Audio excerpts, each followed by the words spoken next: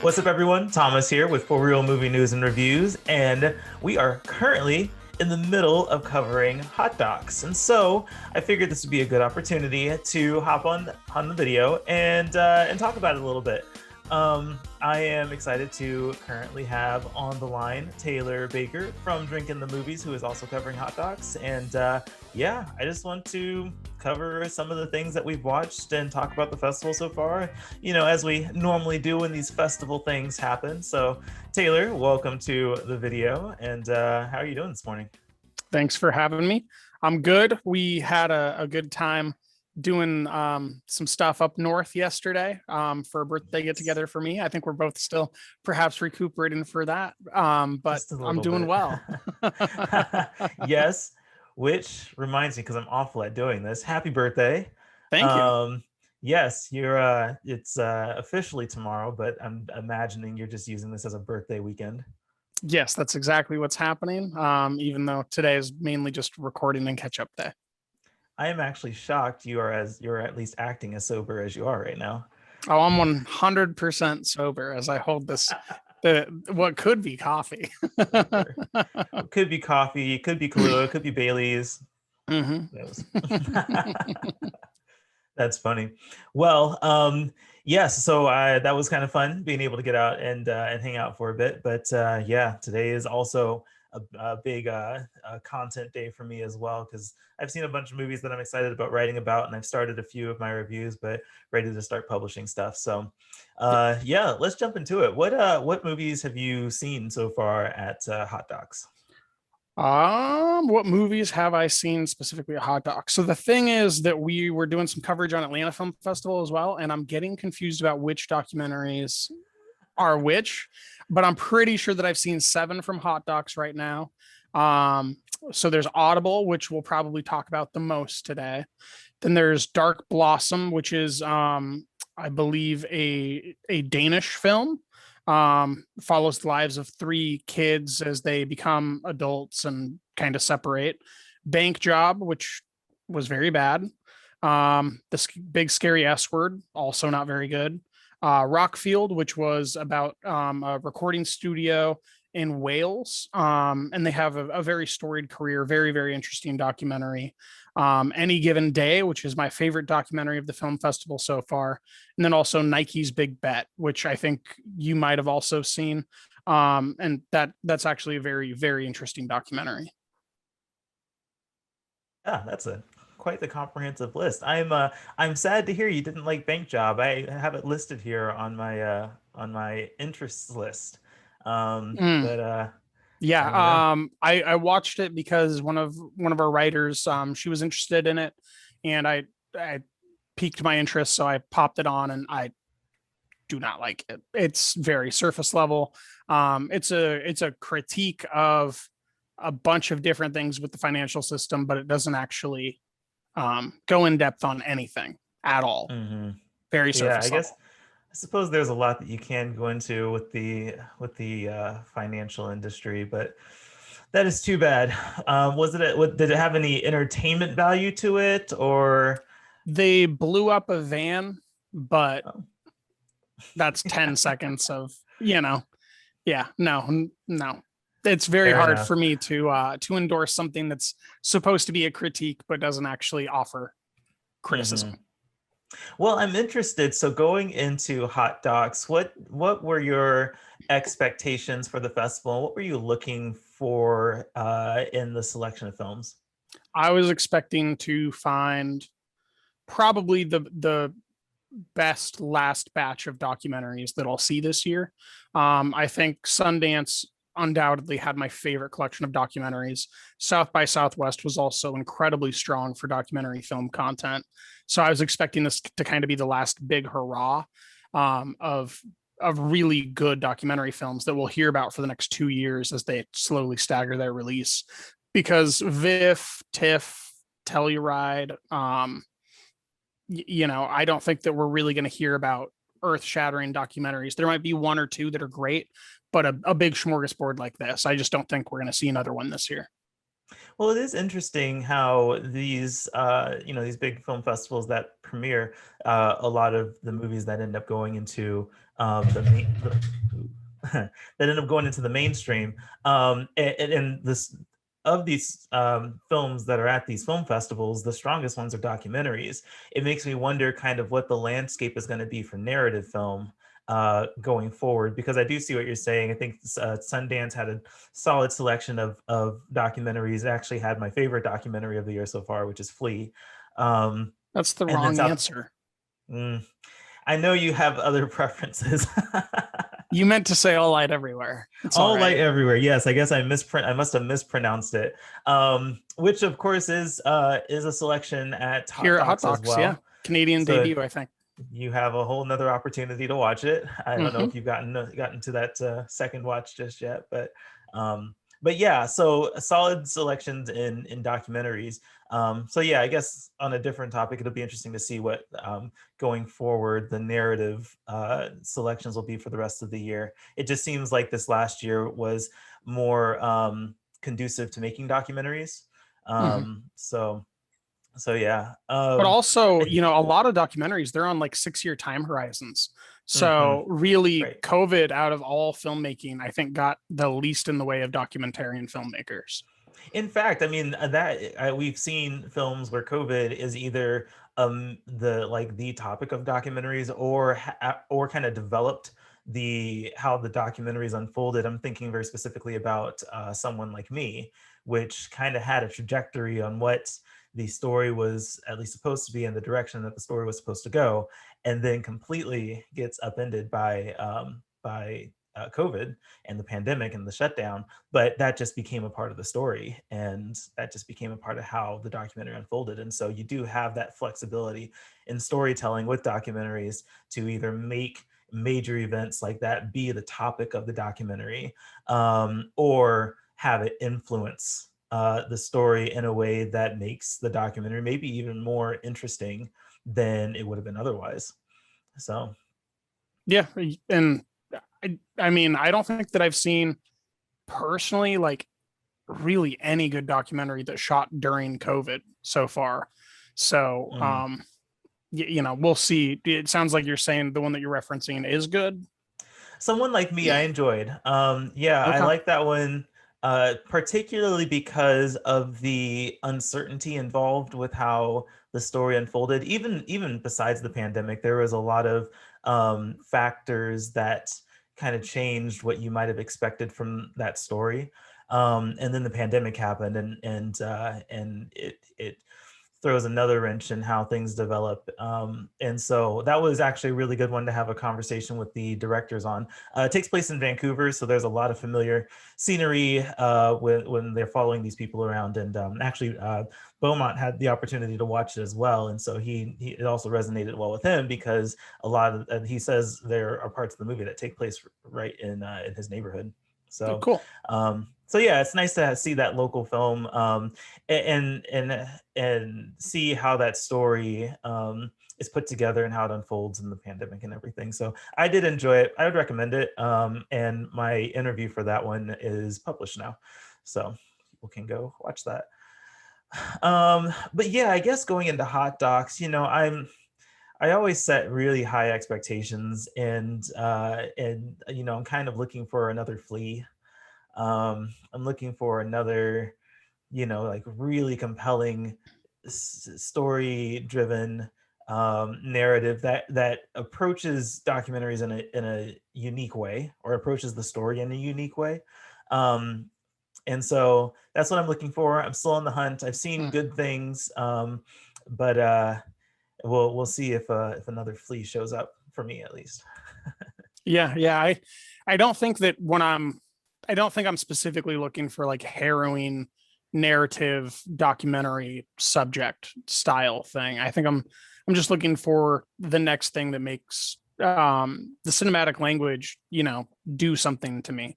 Mhm. I mean, Sabaya was crazy at Sundance just because you're watching um, a family of refugees essentially living on the land, going and rescuing sex slaves in the back of pickup trucks from kind of warlords. And it's fucking terrifying.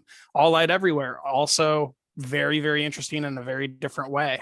Last year, my favorite documentary of the year was My Mexican Bretzel. It literally is a silent film with like images that are from her family and a narrative that she wrote that has nothing to do with reality. But you're watching these things and reading these things and they feel true. So I'm just looking for the next thing that really pops me. Mm-hmm. If what you mean to say is you're looking forward to seeing All Light Everywhere again. I might be. Well, I guess the things that I've seen so far include Nike's Big Bet, which is very interesting. Did you like it? And I liked it. I think that I was hoping for a little bit more depth on the corporate side of it. Like I would have really liked to see more insight as to what like the decision makers, because it talks a lot about the decisions made by Nike. But it would have, I guess I kind of was hoping that we would get some insight inside of Nike. It doesn't quite go there, but I do think that what it does present is a really compelling argument about the lengths Nike will go to, be the best. And I think we're in an era of sports right now where there's a question about that, and a question about how to handle that, where people are pushing themselves more and more to be better, and are to be better athletically, and are looking to bend the rules in order to make that happen, and sometimes even just blatantly break them. So yeah, I think that it presents that thesis in a really interesting way, and it covers a lot of big profile Nike moments throughout the history of the company, and really puts a big question mark on like, how are we supposed to feel about this? I don't think it answers like exactly how to go about it, but it does put the question out there. So yeah, I enjoyed it. Audible, I think, is currently my favorite documentary so far. So I was happy to see that one and can't wait to talk more about it. I watched the short film Help Have Gone Viral. If you really want a song stuck in your head, a really cheesy song stuck in your head for the rest of the day, that one has one. I don't think I do. Thank you, though. For, let's see, 7 Years of Lucas Graham. I watched, and maybe I'm just stupid, but I had no idea that English wasn't his first or his primary language. So I was not expecting that to be a foreign language film. Still good nonetheless. I enjoyed it.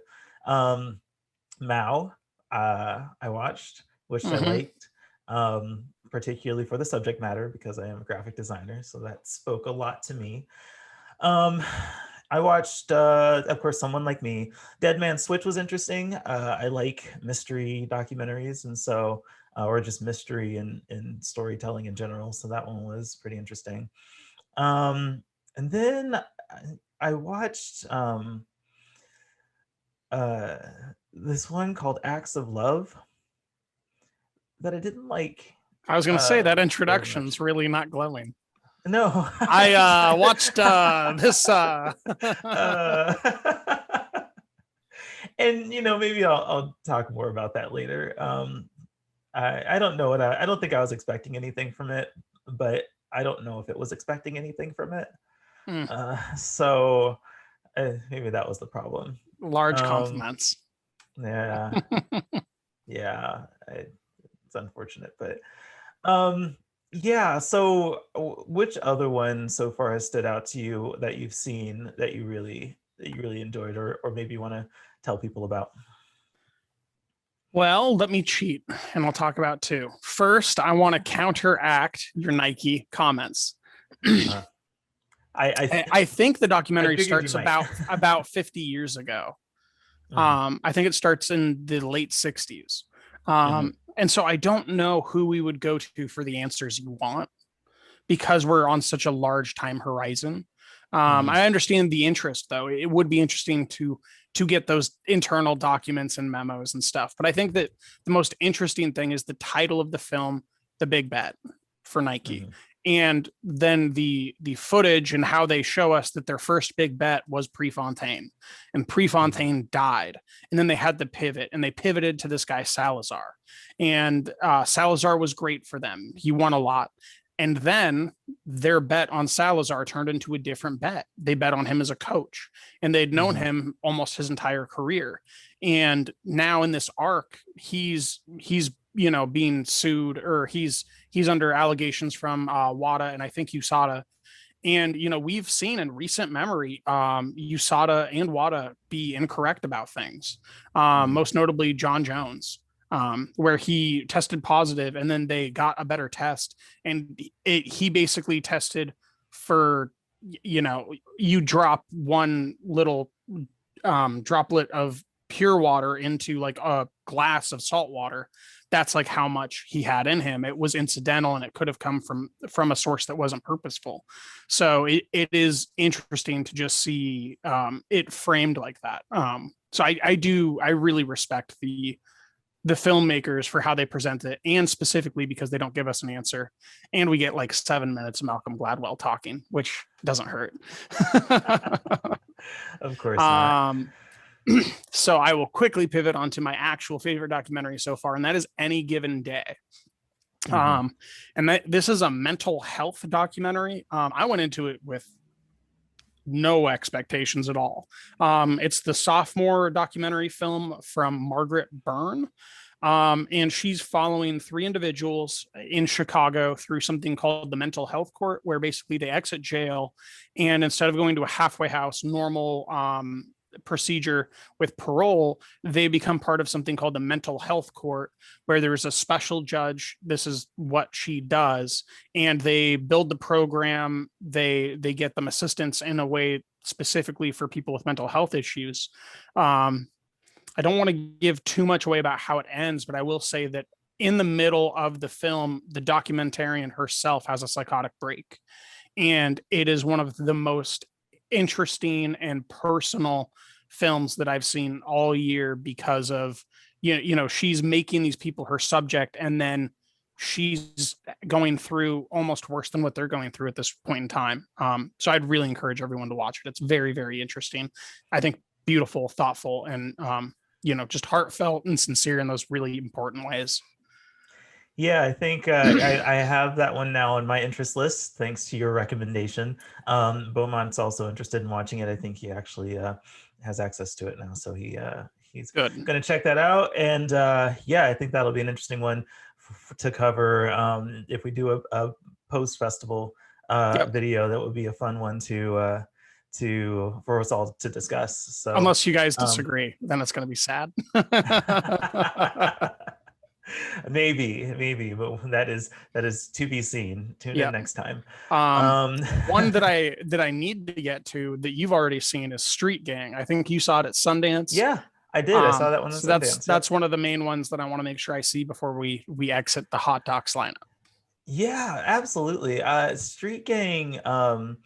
It's just it's feel good and it's nostalgic, but it's also very informational and really gives a whole different perspective of that behind the scenes kind of situation with the production of that show. And it's so, I guess when I think about shows like that, like Sesame Street, particularly when I was young and watching it for the first time, it just seemed like a program that they put together. Are we lying to people? You mean yesterday when you were watching Sesame Street? Oh yes. hey, that is a very educational program. Maybe I can still enjoy it as an adult. It's the amount of thought and effort and intentionality put into making sure that program was educational and beneficial, and not just mindless TV entertainment, but to transform TV entertainment into an educational experience. I have so much respect for that, and I think the documentary captures that well. So I'd strongly recommend it. That is another one that's like really high on my favorite documentaries of the year so far. So yeah, definitely, I strongly recommend it. Get to that one before this festival's over. I will. What else is on your to see list? On my to see list, Yeah. What else do you oh, need to get to before the end of there's the festival? there's all sorts of things. I'm thinking that I want to do Dead Man Switch as well. Oh Oh, yeah. um, another film that I saw that I literally forgot that I saw because it's so bad is The Face of Anonymous. Um, it's Oh. this terrible documentary where they follow Commander X. It's like this guy who used to sell LSD at Grateful Dead shows, and he like imagines himself to be more important for Anonymous than he is, but like he tricks like all of CNN and MSNBC into believing it for like a long period of time. So he just becomes that important, but he actually has nothing to do with like the logistics side of what they did operations wise. Um, and it's just like this guy and his ego for 2 hours. And it's one of the worst documentaries I That's saw at the funny. festival. I have to go back and because I get the Face of Anonymous and Faceless mixed up. So I have to Faceless go is back and different than the face of Anonymous. yes, Faceless, I I get believe, is foreign language. yes, I get the difference, but I requested both of them. Yes. I think at the same time, and I think maybe just face in the name both make me Yep. have me confusing them because I started Faceless, but Okay. I have not finished it yet, so I do need to do that. But yeah, okay. Anything else on your interest list? There is a few. There's something called the Edge of Chaos. Additionally, there's Ostrov. I'm not sure if you're familiar with that one. Um, Not. let's see. The last film that I requested was The Last Shelter. So Okay. that's the last one that I remember requesting. That was Friday. It's been a long weekend. I'm sure it has. Yes, of course. And with you celebrating and merriment and all of that stuff, I'm sure that it's made everything a blur. Yes, you were there. Hmm. I the Danish film Dark Blossom though, I would actually recommend that. Um, Yeah. it's a very weird thing because you're kind of watching it and it's a very novice filmmaking style. You don't really understand what you're getting into, but the way that it's edited really sells it because it's over the period of like I think 3 or 4 years. So you're Oh. watching these kids get their first tattoos lying to their moms on the phone about where they are, and then you're seeing them live in the city for the first time alone, going out of country like to pursue their dreams. It's very very interesting because of the time scale. So I would recommend it. It's not a great documentary, but I think it's a good one, and it's one of the more interesting that I've seen. I haven't seen any documentary like it this year. Nice. I actually just requested that not too long ago. I think the publicist has sent me like 3 emails. I got 3 or 4 different like uh, publicist emails about that one, and so after like the third one, I said, okay, fine, All I'll check right. it out. So I have access to it. I will check it out when I get the opportunity. There's a few that I have on my interest list. A few we've mentioned, like I still kind of want to watch the Bank Job. Um, Go for it. I know, but I'm hesitating now. Um, I want to see Only I Can Hear. Um, I think that um, uh, like hearing disabilities is such a strong theme at Mm-hmm. film festivals this year, and I don't know if that's how it is every year, and I'm just now jumping in on it. No, But no, this is the first one, right? Because Sound of Metal was up for an mhm, Oscar. Coda sold for all that money. right, Audible's, a pretty big hmm release soon for Netflix. I think in the for next Netflix, it's in July. July, yeah. I think is that release. So yeah, that's a topic that's becoming more and more prevalent in film this year. It seems, Yep. even in mainstream film. We talked before about Godzilla bringing a deaf character in and making that an essential part of the storyline. So, True. yeah, so I want to see that. I actually am really enjoying these stories and these people and characters, and so I want to see what that one's about. Specifically, the Uh, sound design is what's Right. weirdly incredible in these films. Yeah, like the irony. Yeah. Yeah, for sure. So that one, Dirty Tricks is another one that I'm interested in. Again, it kind of has a mystery element to it, it seems, from the synopsis. Okay. So going for that. And another one that is kind of mystery oriented is Portrayal. It's a film, it's an art oriented film, about I guess this guy who's trying to learn about something with his family and art pieces that his father did or something like that. So there's Okay. another mystery aspect to it, and I don't know. I gravitate towards these mystery storylines, and I think that those are very interesting to to check out. Yeah, it's hard So to yeah, do that as a documentary as well. it's very Should we hard. Yeah. get to a little bit of Audible before we part? Audible. Oh, that's right. Yes, yes, yes. Let's talk about Audible. You start. What were your thoughts on Audible? um, well, I mean, there's a ton of different thoughts. Number one, I guess just the story is so eloquently edited together. The the buildup of the center of that team, writing that friend's name on your hands tape, showing it at the end of the film.